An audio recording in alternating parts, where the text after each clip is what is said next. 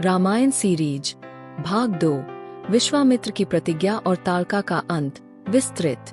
पिछले भाग में आपने देखा कि कैसे अयोध्या की गलियां राजकुमारों की किलकारियों से गूंज उठी थीं, लेकिन नेति ने इन राजकुमारों के लिए कुछ और ही तय कर रखा था। क्या आपने कभी सोचा है कि महलों में पलेबरे कोमल बालकों को घने जंगलों में भयानक राक्षसों से लड़ने क्यों भेजा गया? क्यों राजा दशरथ अपनी जान से प्यारे पुत्र को विदा करते समय फूट फूट कर रोए थे?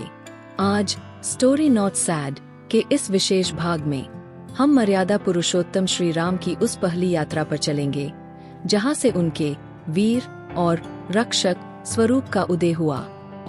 महर्षि विश्वामित्र का आगमन, एक महान संकट।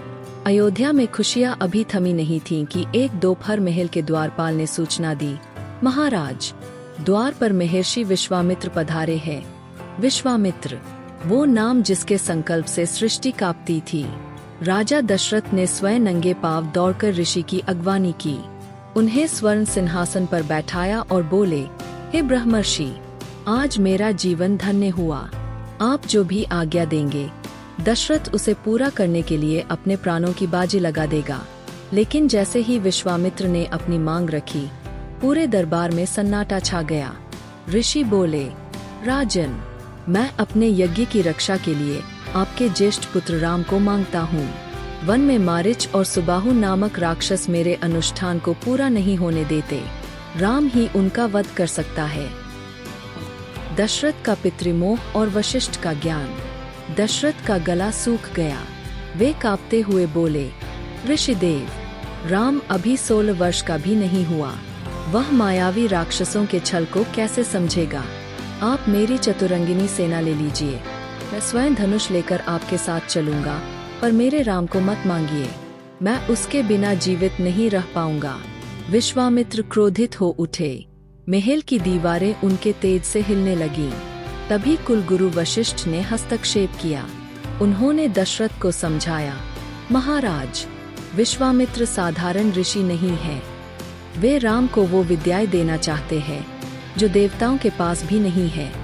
राम का जन्म ही अधर्म के नाश के लिए हुआ है। मोह त्यागिए और अपने पुत्र को ऋषि के हाथों सौंप दीजिए। भारी मन से सिसकती आंखों के साथ दशरथ ने राम और उनके पीछे पीछे लक्ष्मण को विदा किया। सरयू तट और बला तिबला विद्या। सरयू नदी के किनारे किनारे चलते हुए तीनों का दल आगे बढ़ा।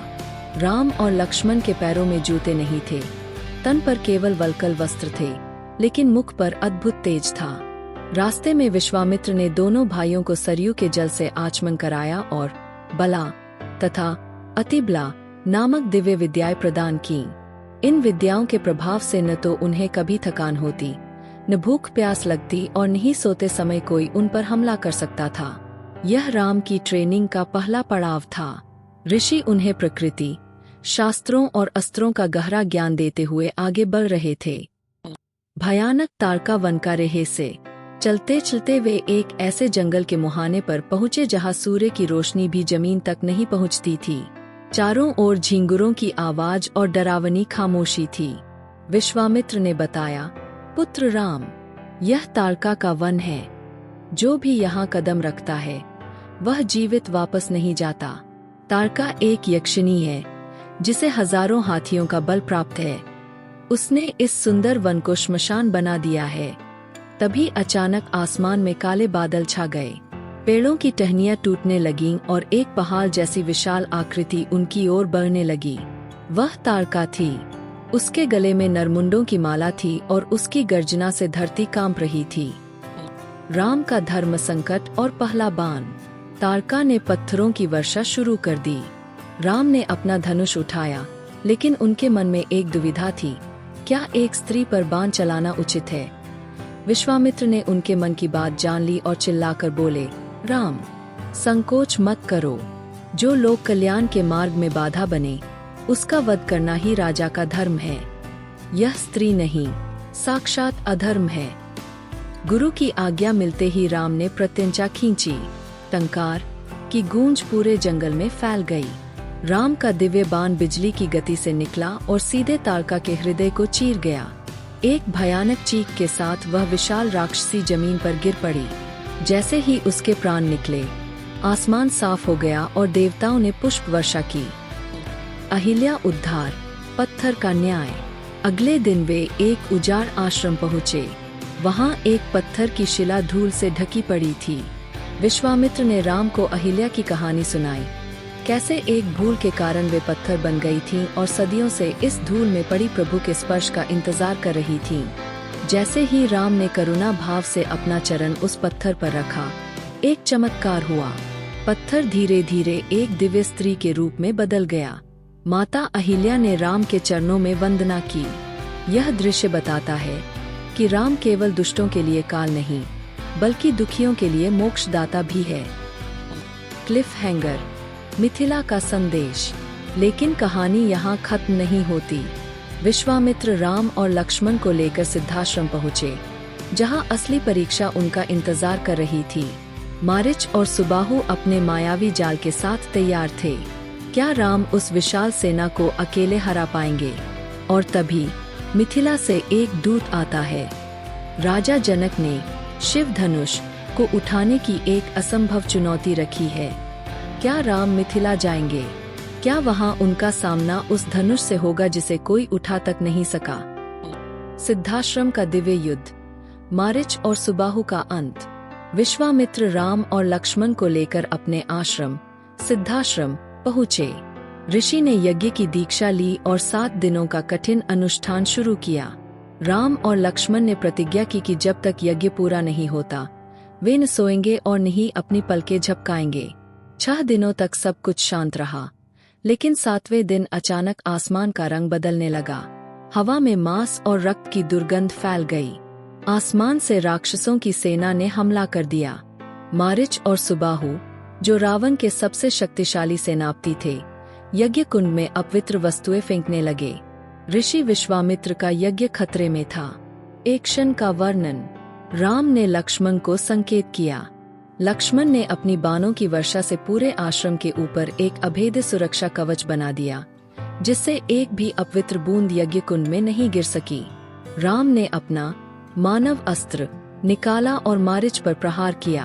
वह बाण इतना शक्तिशाली था कि मारीच को बिना मारे ही 100 योजन दूर समुद्र के किनारे फेंक दिया। इसके बाद राम ने आग्नेय अस्त्र से सुबाहु का वध किया। देखते ही देखते राक्षसों की विशाल सेना तिनकों की तरह बिखर गई। ऋषि विश्वामित्र का यज्ञ सफलतापूर्वक संपन्न हुआ और पूरे आश्रम में जय श्री राम के नारे गूंज उठे। मिथिला का निमंत्रण और अद्भुत शिव धनुष। यज्ञ की समाप्ति के बाद विश्वामित्र ने दोनों भाइयों को अपने पास बुलाया।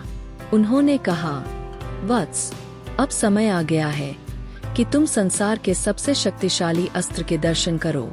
मिथिला के राजा जनक ने एक भव्य धनुष यज्ञ का आयोजन किया है। वहां भगवान शिव का वो प्राचीन धनुष रखा है, जिसे हजारों योद्धा मिलकर भी हिला तक नहीं पाए हैं। राम के मन में भक्ति का भाव जागा और लक्ष्मण की आंखों में उत्साह। तीनों ने मिथिला की ओर प्रस्थान किया। रास्ते में उन्हें सुंदर उपवन और पर्वत मिले, लेकिन राम का मन उस शिव धनुष को देखने के लिए उत्सुक था। क्या एक किशोर बालक उस भारी भरकम धनुष को उठा पाएगा? क्या मिथिला में प्रभु राम का सामना किसी ऐसी शक्ति से होगा जो उनके जीवन की दिशा बदल देगी? अंतिम क्लिफ हैंगर, सीता स्वयंवर की आहट। मिथिला की सीमा में प्रवेश करते ही राम को एक दिव्य अनुभूति हुई।